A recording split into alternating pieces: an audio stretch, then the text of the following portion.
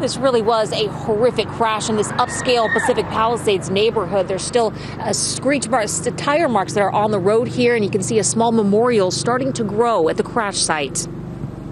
New surveillance video shows the moment of impact. In the top part of the screen, you can see headlights from a Ferrari as it plows head-on into an SUV and two other cars. It was a huge bang sound, just one huge crash. There was no screeching that I heard of or anything of that sort. It just happened very quickly. Longtime Pacific Palisades resident Linda Smith lives on Chautauqua, directly across the street from the deadly crash, which happened at 6:30 last night. She ran outside and came across a distraught woman. It so happened that that was the widow of the person who was killed in the car crash. So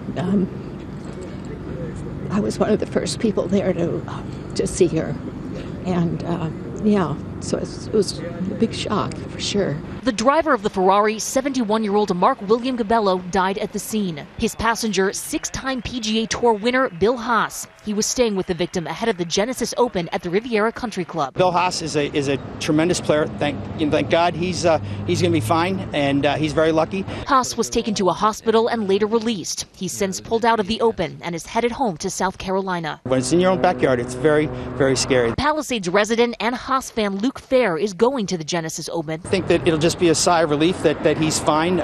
Sadness that his friend died in the accident, and I think it'll certainly be a topic of conversation among people that are going to be going. Also involved in the wreck, actor Luke Wilson. He wasn't hurt. Well, every traffic accident is bad, but when you have to do with a fatal, that's even worse. Neighbors say this stretch of Chautauqua needs some serious attention. It's a real racetrack. It's supposed to be 30 miles an hour, but people go 40 to 60 instead.